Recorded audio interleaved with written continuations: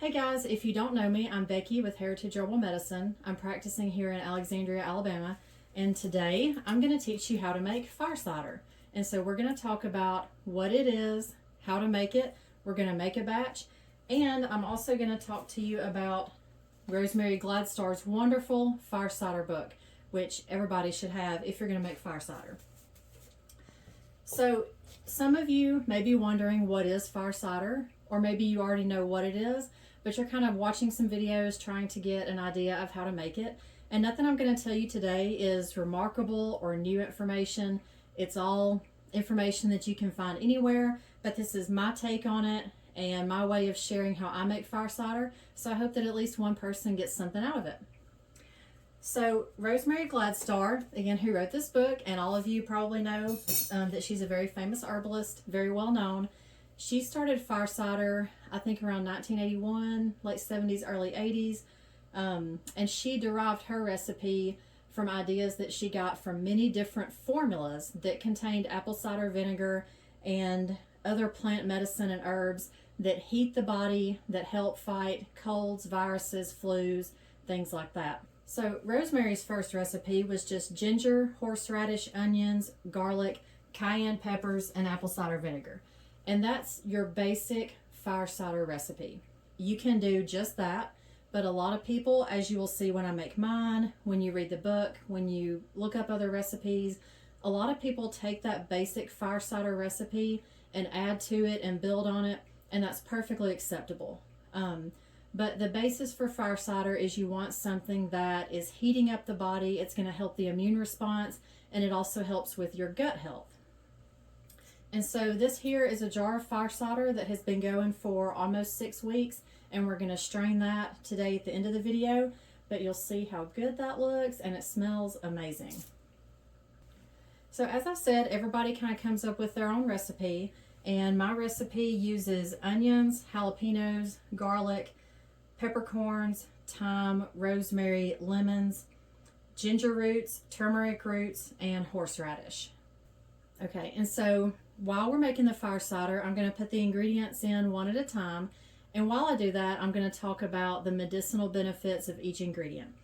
So what I do is I have my ingredients already chopped up, so you don't have to sit here in the video and watch me cut and chop everything. And I'm going to divide these equally among 3 jars. And when you're making fire cider, you can make it in whatever quantity that you want or need.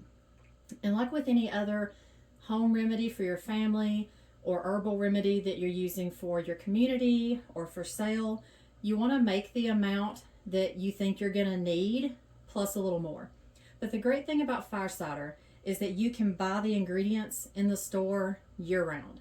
I try to always buy organic ingredients, but if you can't get an ingredient that's organic, that's going to be okay. Like horseradish, I cannot find fresh horseradish root near me, so I have to get the kind in the jar. But you're not going to get prepared horseradish sauce. You want the kind that's just grated horseradish in vinegar and salt. And that works just fine, and it's still very strong. So we're going to take all these ingredients, divide them equally among the 3 jars, and as I was saying, whatever amount that you make depends on what you need. There's not any particular reason why I make my batches in 3 quarts at a time.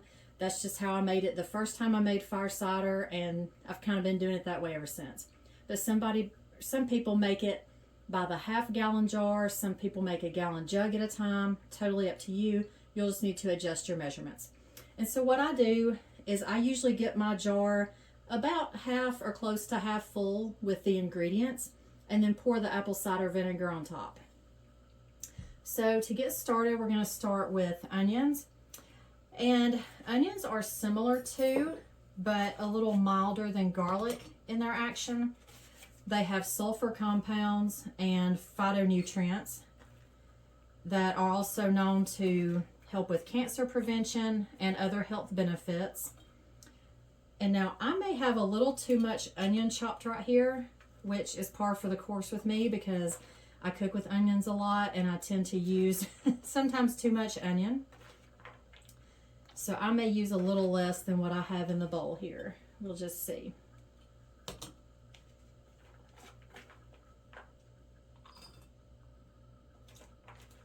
And onions also have vitamins A and C and E. And they have some other nutrients like selenium. Yeah, I think we'll have a good amount here to just go ahead and use all of it.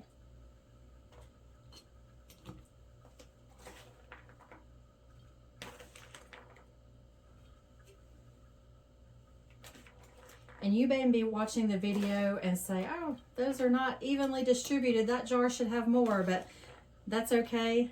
Another great thing about fire cider, some of us really like to use exact measurements when we make stuff. And some of us are the type of cook that just, you know, listens to the voice of the ancestors and throws in whatever amount feels right. And fire cider can go either way, guys. So if you want to get an exact measurement recipe and use that, you certainly may, but it's not necessary, because as long as you have the ingredients in a reasonable proportion, it's going to do its job. It's going to do what it's meant to do. Okay, and the next thing is going to be garlic, and we use a lot of garlic. So for mine, I use 2 bulbs of garlic and divide that up evenly. And garlic has so many health benefits. Y'all, I could do a whole video just on garlic. It's excellent for the cardiovascular system. Actually, I just finished a class in my naturopathic doctor course that I'm taking right now. And the author of one of the textbooks talks a lot about how garlic helps to battle atherosclerosis and heart disease, because it's a blood thinner, and it also contributes to the health of the circulatory system, and it's a wonderful antioxidant. It's also great for gut health. It's a wonderful bitter herb. And if you've been to my classes at either the Southern Herbal Conference or the Michigan Herbal Conference, you may have been to my class about bitter herbs, and I won't go into that today, but bitters are a class of herbs and things that work on the gut health. They work on digestion. So garlic is excellent for that. And a lot of our immune response comes out of the gut and the liver. So when we're doing things that tone and promote the health of the gut and the liver and digestive secretion, that also helps our immune response. And who doesn't want a healthy gut? So that's always a good thing. Okay, so we've done onions and garlic. Next, we're going to do, I'll do the jalapenos. And like with most herbal stuff, we usually use cayenne, but I didn't have cayenne, and my local grocery store did not have fresh cayenne peppers. So I'm using jalapenos instead. And that's okay. Really, any hot pepper will do. And so, and I'll just say cayenne, but meaning really any hot pepper. Cayenne is excellent for the circulatory system. Excellent for the circulatory system, excellent for cardiovascular health. And with circulation, I also want to talk about the lymphatic system, because the circulatory system and the lymphatic system are very closely related, extremely closely related. So when you're sick and your body, your white blood cells are killing off all of these pathogens, whether it's viruses, bacteria, etc., it's got to go somewhere. All that sick, dead material has got to go somewhere.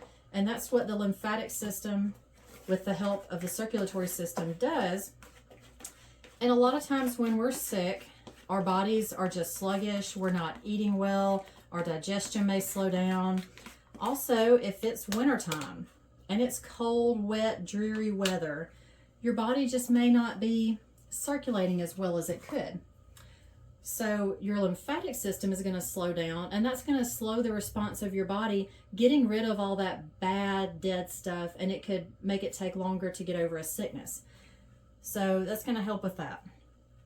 Next thing, I'll throw in the peppercorns, and I do about a tablespoon of black peppercorns per jar. And your peppercorns contain minerals such as chromium, zinc, and selenium.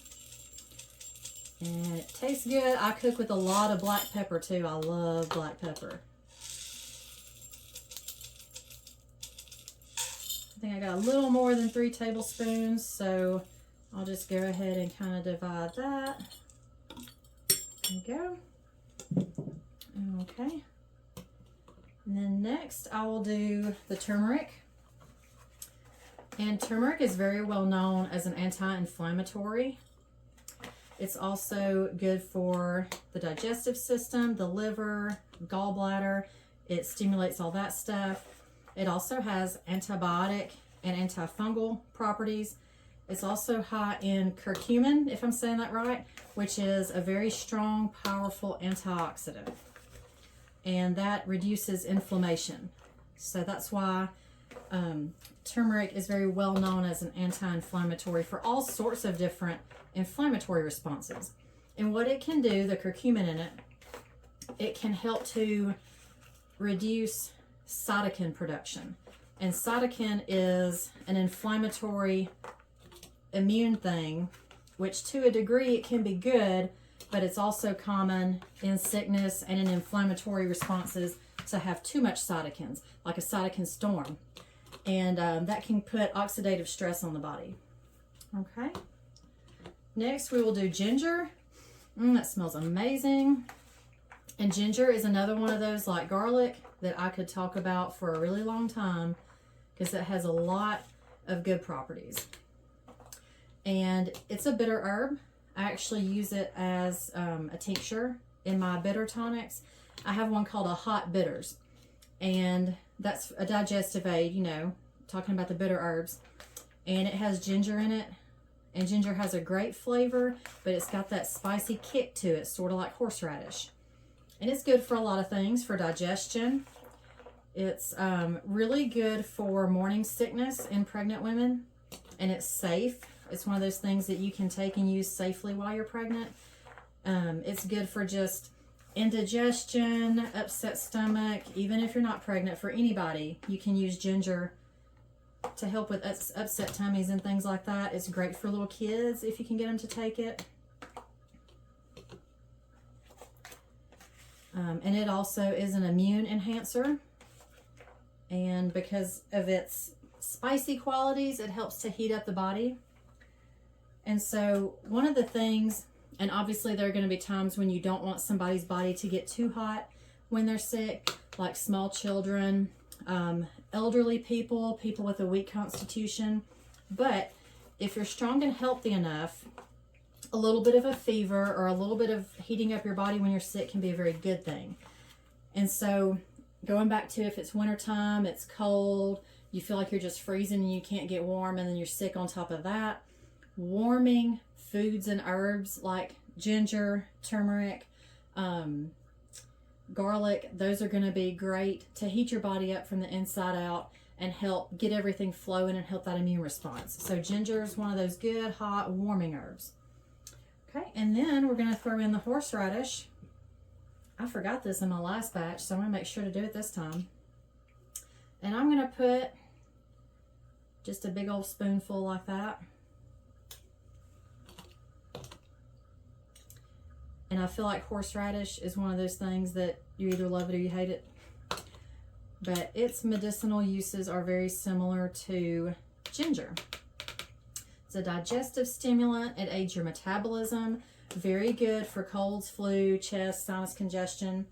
My friend Philip, shout out to Philip, actually mentioned a while back on one of my posts that when he does find fresh horseradish root and has leftover, he likes to tincture it because it really clears out your sinuses. And I think that's a great idea. So horseradish, if you've ever had it, you know, straight, powerful, you know it cleans you out really good. Okay, next we're going to do lemons. And I zested the lemons and then cut them up because a lot of a lemon's medicinal qualities are in that rind and in the pith. So I zested them to make sure to get all that good stuff ground up. And while I'm on that topic, when you see people make fire cider, especially if you get on social media or watch videos and things, you'll notice that some people kind of just slice up their ingredients and leave them in big chunks. Some people do what I do and cut them up into smaller pieces. And some people may even take their food ingredients and blend them before they put it into the fire cider. And any of those three ways is fine. Personally, I'm a believer that chopping things up as small as you can get them works the best because it exposes more surface area and allows your vinegar, alcohol, whatever you're extracting with, to get more of those medicinal qualities out of there. That's a personal belief. I know some other herbalists may believe the same way, but that's why I like to chop things up pretty small. Okay, next we're going to do rosemary. And many of you may know rosemary for being helpful with memory loss, especially in elderly people. Rosemary is also a very strong antioxidant, especially for the brain and the blood vessels around the brain, but it also has antimicrobial properties. And next is thyme, and it's very similar in that it has antimicrobial, antibacterial, antiviral properties. Very powerful for all sorts of infections. And it looks like I may be getting my jars a little fuller on this batch than I normally do. So I tried something new with this batch.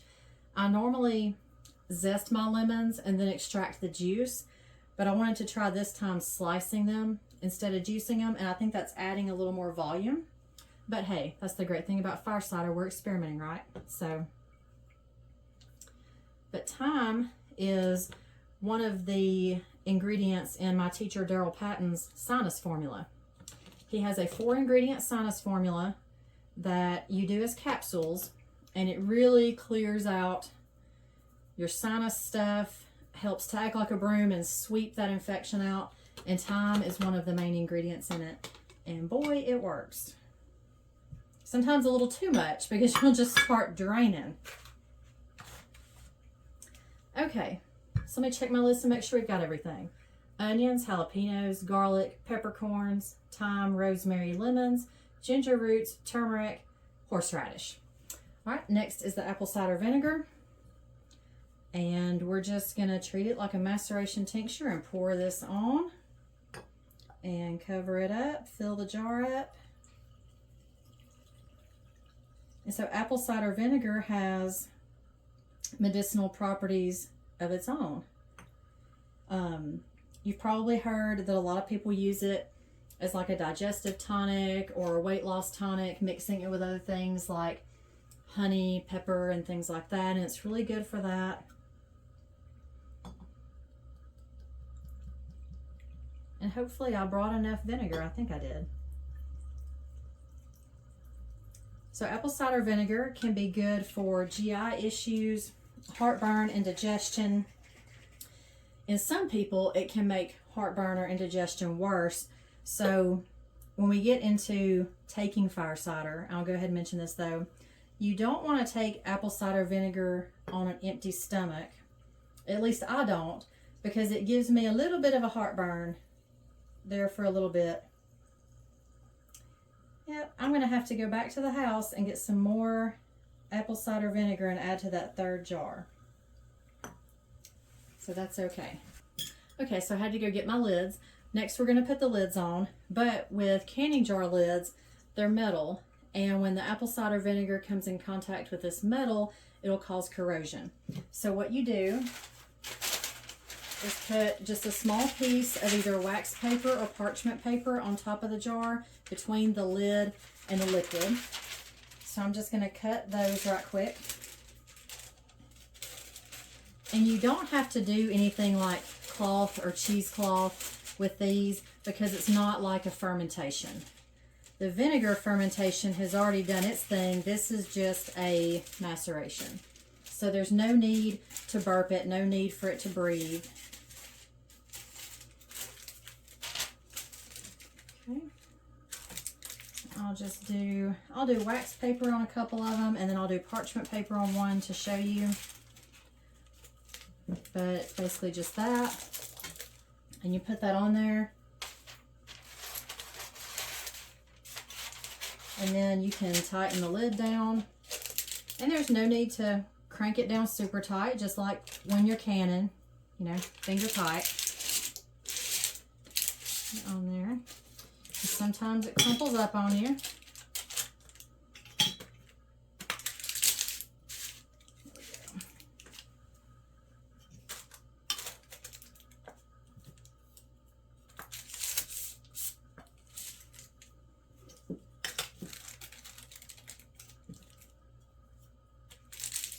And some precautions that you want to take, like I said, because of the apple cider vinegar, it may cause or exacerbate heartburn or indigestion in some people.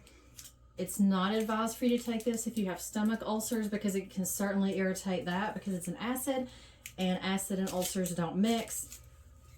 It also has the potential to exacerbate yeast overgrowth in some people. That's kind of a lesser thing, but to be aware of. And it also can erode tooth enamel or discolor your teeth. So if you're worried about that, or if that happens, you can just start diluting it in water or apple juice. So once you have your lid on good, all your ingredients in there, just give it a good shake. And like a maceration tincture, if you're familiar with those, you can come back to this and shake it once a day, or just whenever you think about it. Because sometimes, like me, I get busy with work, I forget to shake my jars. That's okay, just shake it when you think about it. And if you like to shake it really hard, you can. Just do that to keep everything mixed up and macerating in there. And like I said, I'm going to top off these others with more vinegar. I just made an oopsie and didn't bring enough today. And so when you store these, you don't have to put them in the fridge or anything, because apple cider vinegar is shelf stable. So I just put mine on a room temperature or a cool shelf or cabinet or pantry somewhere. And you're going to let them macerate for a minimum of 4 weeks. 4 to 6 weeks is ideal. Some people like to take it to 8 weeks. So another benefit of breaking down your batch into 3 jars is if you make 3 jars and you say, I'm going to let it macerate for 6 or 8 weeks, and then you and your family start getting sick and it's only been 4 weeks, you can take one of these jars at 4 weeks and it's going to be strong, it's going to be ready to go, filter it off and start taking it. That's actually what I did a while back. I was too impatient with my first batch of the year, and so I took one of those jars at 4 weeks and filtered it off and started taking it. So once it's ready, it's going to look somewhat like this, and you can see how everything in that jar turns color, how that vinegar gets darker. It's infused with all that good medicine. And so now, if you're already doing herbal medicine or extractions and things like that, you no doubt have your own methods for filtering and things like that. So you do you. What I like to do, I love these little conical filters because they fit just right in the top of that jar. Works even better on a wide mouth jar. And I'm going to try not to make a mess, but no promises. Okay. And obviously there's too much plant material to get it all in there in that little strainer. So what I will do is press that out later. But just for right now, I'm doing this to show you how it looks when you filter it. And some of us herbalists, when we have our leftover material like this, we just have that feeling like, I hate to throw that out. Is there something more I could do with that instead of throwing it away? And a lot of ideas I've gotten from other people as far as what they do with that material. Some people dehydrate it and put it into capsules and make a fire cider capsule. For people who don't like the vinegar or can't take the vinegar, they can take a capsule. If you have the question of, well, would there really be any medicinal constituents left in those herbs? Would it really be worth it to make the capsules? I don't know, but you could try it. You could make your own experiment with that and see if you feel like it's as effective. Some people also dehydrate it and powder it and make it into like a seasoning or a meat rub. I've seen where people either take it fresh like this or after dehydrating it and mix it with honey so that you've got like a fire cider powder, but it's infused with honey. And speaking of honey, that's another thing you can do when you're taking your fire cider. A lot of people like to put honey to sweeten it and tone down some of the kick of the cider and the heat of the ingredients. But if you do that, you want to add your honey when you're taking it. You don't want to add it during the maceration process, and you don't want to add it, or at least I don't like to add it once you filter it. I just like to add it per dose. Like if you have a small child, it may be better to get them to take it if you add honey, or some people, adults, may just like it better. I prefer it without because I like the spicy kick. But again, to each their own. And so this is the jar that we're using right now. And even after filtering, you can see the sediment in the bottom. And if you don't like that, you can actually filter this through like a coffee filter or a very fine mesh of some sort. But that's just some of the leftover particulates, probably some of the mother from the apple cider vinegar, which is a good thing. And that's another note. On your apple cider vinegar, you don't want to buy the big gallon jugs from the store that are like $2 that have been pasteurized, because they're not going to have near the medicinal qualities. They're basically inert. So you want to get either this brand or some other brand of raw, unfiltered, organic, unpasteurized apple cider, because that's going to have the mother in it. It's going to have all those good medicinal qualities in it.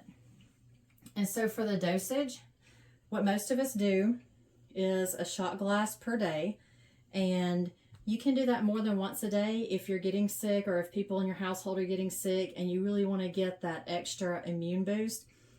Just be careful of, taking too much apple cider vinegar, because it can irritate your esophagus or your stomach lining if you're taking too much vinegar like any other acid. But you can just take it, and I love these pour top containers from Amazon. They are wonderful for so many things. So I just put it in there. Pour your little shot glass daily. And you don't have to be a hero and shoot the whole thing at once, but you can if you want to. You can also add this to water. You can add it to apple juice. That works out really good to take that kick or that bite off of it. You can add it to any kind of preferably non-acidic drink. Just try it out, see what works for you. And if you have any questions, comment. I'll also link my email and my Facebook page. Reach out to me anytime. If you don't want to go through the trouble of making fire cider, or you're like, hey, I really need some of that like yesterday, reach out to me. I do also sell it. And until next time, Slanjava.